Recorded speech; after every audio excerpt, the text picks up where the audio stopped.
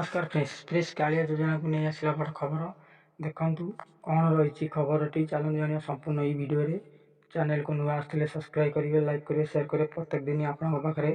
एमती नुआ नुआ न्यूज अपडेट पाइबापी देखो फ्रेंड्स आम राज्य सरकार श्रीजुक्त नवीन पट्टनायक यह घोषणा कर पुणी मिलवा जाऊँगी कालिया सहायता जेहेतु आगू को अक्षय तृतीया आसूची से आम राज्य सरकार श्रीजुक्त नवीन पट्टनायक प्रत्येक हिताधिकारी की 2000 लेखा प्रदान करेंगे गणमाध्यम जमापड़ी। देखो प्रेस आप जानते कालिया योजनार वर्ष को 2 थर लेखा दि जाए जे अक्षय तृतीया आ गोटे हूँ नुआखाई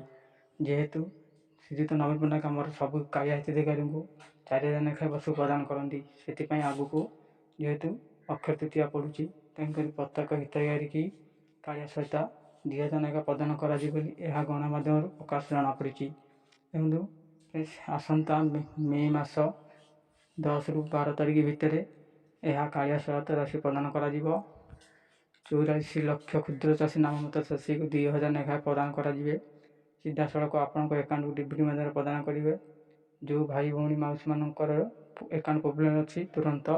ठीक करनी ना आपणकर पैसा फेलुअर हो आपण कालिया सहायता वंचित रे।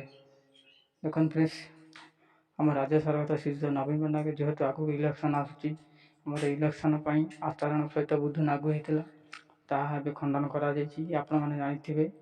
मार्च मास 12 तारीख जो कालिया सहायता प्रदान कर बजेट बसता बजेट आपण जो थिला नियम परिवर्तन कर कालिया सहायता राशि वर्ष को दि जाव 2 थर लेखाई कि कौ टाइम दि जाए खंडन कर श्रीजुक्त नवीन जिते चाहिए कालिया सहायता सब हिताधिकारी प्रदान करेंगे गणमाध्यम बजेट रे यह घोषणा कर भूमिहीन को मिल कि नहीं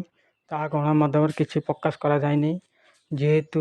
मार्च मास 12 तारीख में भूमिहीन को अतिरिक्त 2000 दि जाता यह आगू को भूमिहीन को 12500 मिलता पुणी मार्च 12 तारीख में राज्य सरकार अतिरिक्त आउ 2000 भूमिहीन चाषी को दि जाता तेणुक एथर मिल कि नहीं अपडेट आसने अपडेट आसले निश्चय